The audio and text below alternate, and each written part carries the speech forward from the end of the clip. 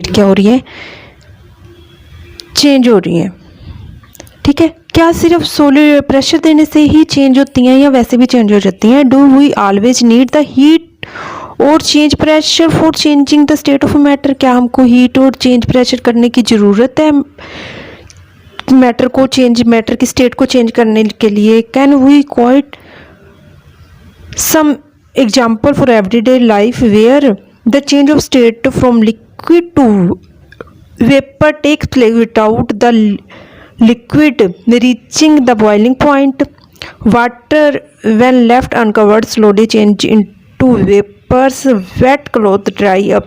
What happened to the water in the above example?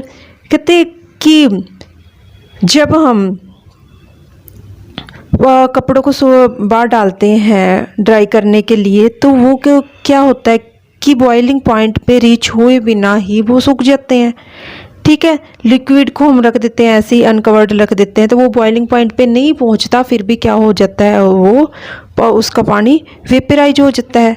ठीक है ना, मतलब बॉइलिंग पॉइंट पे जाए बिना ही, बॉइलिंग पॉइंट पे जाने से पहले ही वो किस में चेंज हो गया, वेपर में चेंज हो गया। तो कैसे?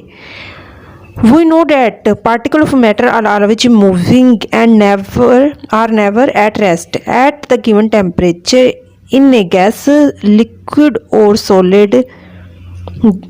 There are particles with different amount of kinetic energy. कहते कि किसी भी पार्टिकल हो, कोई भी पार्टिकल हो वो रेस्ट पे नहीं होता, कोई भी पार्टिकल रेस्ट पे नहीं होता। जैसे ये कंटेनर है मान लो, ठीक है,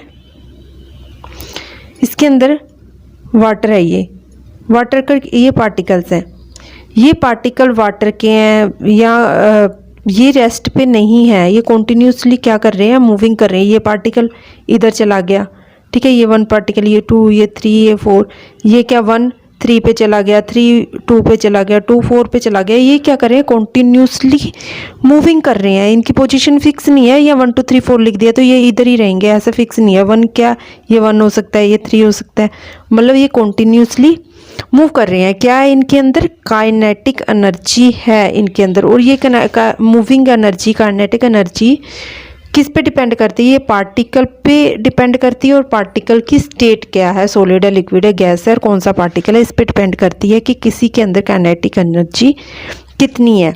in case of liquid a small fraction of particle at the surface having highly kinetic energy is able to break away from the force of attraction of the other particle and get converted into vapour. कहते water के अंदर क्या होती है, fraction होती है और इसके अंदर ये सरफेस के अंदर ज़्यादा काइनेटिक एनर्जी होती है। अब देख लो, मान लो 2 पार्टिकल, ये पार्टिकल क्या है, 2 पार्टिकल के बीच में है तो इसकी भी फोर्स ऑफ अट्रैक्शन है, इसकी भी फोर्स ऑफ अट्रैक्शन है, पर जो से ये पार्टिकल्स सरफेस के ऊपर है उसके ऊपर तो नीचे वालों की फोर्स ऑफ अट्रैक्शन है, ऊपर वालों की तो है ही नहीं। तो और इनके अंदर क्या आती है, फिर इनके अंदर काइनेटिक एनर्जी ज़्यादा हो जाती है।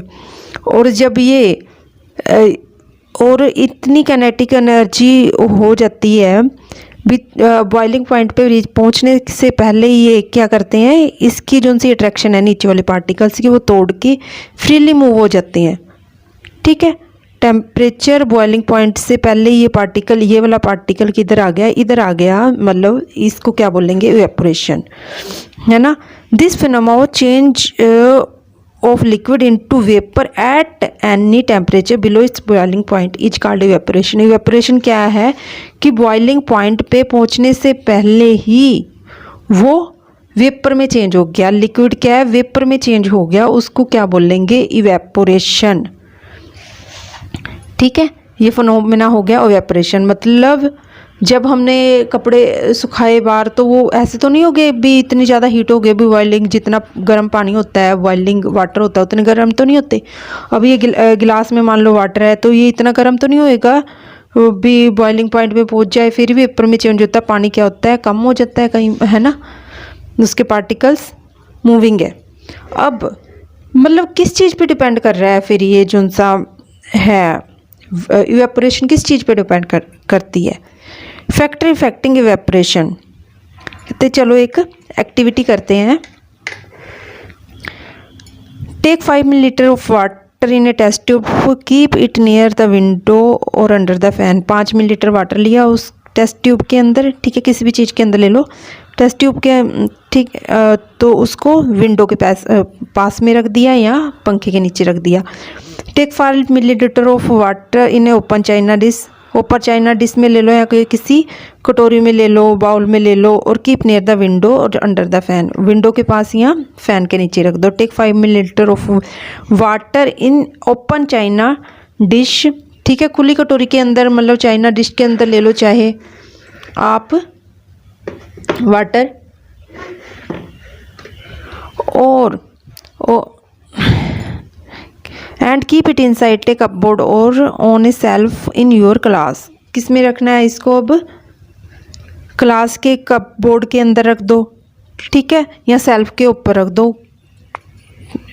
Record the temperature, temperature note करते रहो, टाइम नोट करते रहो, ठीक है।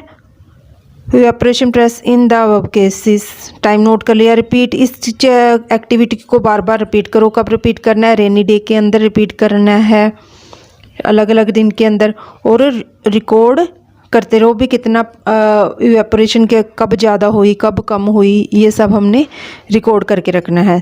What do you infer about the effect of temperature, surface area, wind velocity, मतलब हवा की क्या स्पीड है, ऑन इवेपोरेशन। कहते जब हमने टेम्परेचर इंक्रीज करा, जब हमने नॉर्मल टेम्परेचर पे रखा, जब बारिश के दिन था तब, या जिस दिन हवा ज़्यादा चल रही थी तब हमने रखा, अलग अलग दिन में इन चीज वाटर को रखा, अलग अलग चीज़ों में रखा, तो मतलब किस पे ज़्यादा इफ़ेक्ट हुआ, क्या इफ़ेक्ट हुआ।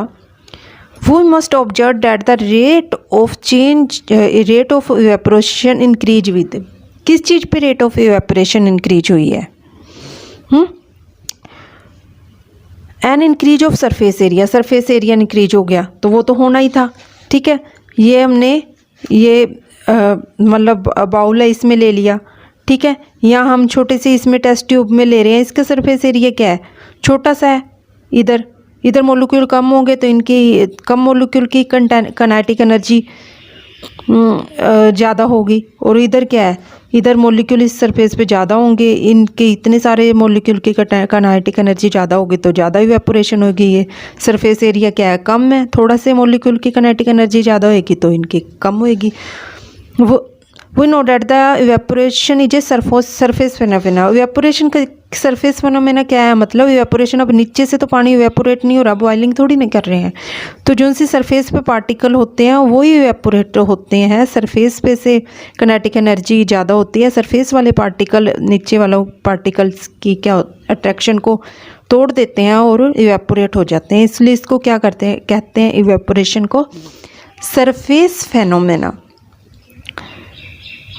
If the surface area is increased, the rate of evaporation increase. For example, while putting cloth for drying up, we spread them out. Surface area ज़्यादा होगा तो जब हम कपड़े सुखाते हैं तो हम क्या करते हैं? बाहर सुखाते हैं और फैला के सुखाते हैं, है ना, तो फैल के क्या हो जाती है? सरफेस बढ़ जाती है और इवेपोरेशन ज़्यादा हो जाती है। एंड इंक्रीज इन टेम्परेचर, बिल्कुल इंक्रीज इन टेम्परेचर से क्या होएगा? अब टेम्परेचर इंक्रीज हो गया तो ये जो से सरफेस के पार्टिकल्स हैं इनकी क्या हो जाएगी? काइनेटिक एनर्जी ज़्यादा हो जाएगी। जितनी इनकी काइनेटिक एनर्जी ज़्यादा होगी वो उतनी जल्दी नीचे वाले पार्टिकल्स की फोर्स ऑफ अट्रैक्शन को तोड़ देंगे और उतनी जल्दी क्या होएगी? इवेपोरेशन होएगी, पार्टिकल्स मूव कर जाएंगे, इवेपोरेट हो जाएंगे बाहर। With the increase in temperature more number of particle get enough kinetic energy to get into the water vapour. काफ़ी के पास काइनेटिक एनर्जी हो जाती है पार्टिकल्स के पास, तो अब क्या ये वाले इंक्रीज हो गए, नीचे वाले पार्टिकल क्या ऊपर आ गए, फिर इनकी काइनेटिक पहले इसकी ये चले गए, फिर ये सरफेस किसकी बन गई? नीचे वाले पार्टिकल की, इनकी काइनेटिक एनर्जी इंक्रीज हुई तो ये भी बाहर आ गए। तो सर ये इवेपोरेशन क्या है? जल्दी जल्दी होना शुरू हो जाती है। ए डिक्रीज इन ह्यूमिडिटी। ह्यूमिडिटी क्या होती है? ह्यूमिडिटी होती है भी कितना वाटर वेपर है हवा के अंदर। हवा के अंदर भी क्या होते हैं? वाटर वेपर होते हैं, ठीक है। ऐसे नहीं है भी, मतलब इसकी कोई फिक्स क्वांटिटी होती है, फिक्स अमाउंट होती है भी कितने, मतलब ऐसे नहीं है भी हवा जितनी मर्जी वाटर वेपर को अपने अंदर ले सकती है, कुछ फिक्स अमाउंट होती है भी, इतने ही वाटर वेपर को वो हवा अपने अंदर अब्जॉर्ब कर सकती है। ठीक है। Humidity is the amount of water vapour present in air. The air around us can not hold more than a definite amount of water vapour eight A given temperature if the amount of water in air is already high the rate of evaporation decrease. वो क्या कह रहे हैं, जो हवा है ना, ये हवा चलती है जब, तो इसके अंदर भी क्या होते हैं, वाटर वेपर होते हैं। पर हवा कितना वाटर वेपर अपने अंदर ले सकती है, उसकी एक फ़िक्स अमाउंट है। मान लो ये 5 ले सकती है, 5 वाटर वेपर इसके अंदर, है ना, 5 ले सकती है। और इसके अंदर कितने हैं, 4 तो पहले से ही हैं, तो एक ही लेगी ना वो गिलास में से, तो इवेपोरेशन क्या होएगी, कम होएगी। अब इसके अंदर 2 ही हैं, तो वो कितने वाटर वेपर ले सकती है इस गिलास में से, 3। ठीक है, तो कितनी होगी, इवेपोरेशन ज़्यादा होगी। ठीक है, मतलब हवा के अंदर अगर ह्यूमिडिटी ज़्यादा है, पहले से ही वाटर वेपर ज़्यादा है, तो क्या होएगा, इवेपोरेशन कम होएगी। विद, इसलिए लिखा है with the decrease in humidity, humidity decrease होएगी, वाटर वेपर कम होएंगे हवा के अंदर, तो इवेपोरेशन ज़्यादा होएगी, जल्दी होएगी। An increase in wind speed, wind speed हवा की देखा होगा, जब हम कपड़े सुखाते हैं बाहर, तो जिस दिन हवा की स्पीड ज़्यादा होती है, हवा तेज़ चलती है, उस दिन कपड़े जल्दी सूख जाते हैं। ऐसा तो नहीं होता भी धूप के अंदर ही सूखते हैं कपड़े, हवा के अंदर भी कपड़े सूख जाते हैं, है ना। क्यों, देखो, it is a common observation that the cloth dry faster on A windy day with the increase in wind speed the particle of water vapour move away with the wind decrease the amount of water vapour in the surrounding. कहते हैं जब हवा चलती है, ठीक है, हवा चल रही है, तो ये तेज हवा चल रही है, तो ये वाटर वेपर है, तो ये अपने साथ ही ले जाती है, इधर इसको इधर ले गई, मतलब अपनी सराउंडिंग, ये वाली सराउंडिंग से बाहर चला गया वाटर वेपर। ठीक है, इधर से इधर ले गई वाटर वेपर, तो अपनी सराउंडिंग में वाटर वेपर क्या हो गए, कम हो गए, तो वो क्या होती है, मतलब ऑब्जर्व करना शुरू कर देता है अपना सराउंडिंग, वाटर वेपर जितने ले सकता है सराउंडिंग के अंदर जाने शुरू हो जाते हैं, तो क्या हो जाती है, इवेपोरेशन ज़्यादा हो जाती है। ठीक है, तो किस किस पे डिपेंड करी, सरफेस एरिया पे डिपेंड करी एक तो। ठीक है, सरफेस एरिया ज़्यादा होगा, खुला चीज़ होगी, तो काइनेटिक एनर्जी उसके अंदर सरफेस के ऊपर ज़्यादा होगी, है ना। ये सरफेस है, सरफेस के ऊपर काइनेटिक एनर्जी ज़्यादा होती है, सरफेस ज़्यादा होगी तो ज़्यादा पार्टिकल्स के पास काइनेटिक एनर्जी होगी और इवेपोरेशन ज़्यादा होगी। और किस पे डिपेंड कर रही थी, टेम्परेचर ज़्यादा होगा तो काइनेटिक एनर्जी इंक्रीज हो जाएगी, और क्या हो जाएगी, इवेपोरेशन ज़्यादा हो जाएगी। और ह्यूमिडिटी, हवा के अंदर कितनी ह्यूमिडिटी है, ये हवा है, ठीक है, कितने वाटर वेपर पहले से ही इसके अंदर है, इस पे भी डिपेंड करती है। कम वाटर वेपर होंगे हवा के अंदर तो ह्यूमिडिटी ज़्यादा होगी, क्योंकि वो हवा definite amount of water vapour को ही होल्ड कर सकती है। और किस पे डिपेंड कर रही है विंड स्पीड पे, मतलब हवा की स्पीड कितनी, हवा की स्पीड ज़्यादा होती है तो वो वाटर वेपर को अपने साथ ही ले जाती है, और अपनी सराउंडिंग में वाटर वेपर कम हो जाते हैं तो इवेपोरेशन इंक्रीज हो जाती है। अगर आपको कुछ नहीं समझ आया तो you can comment me. Thank you.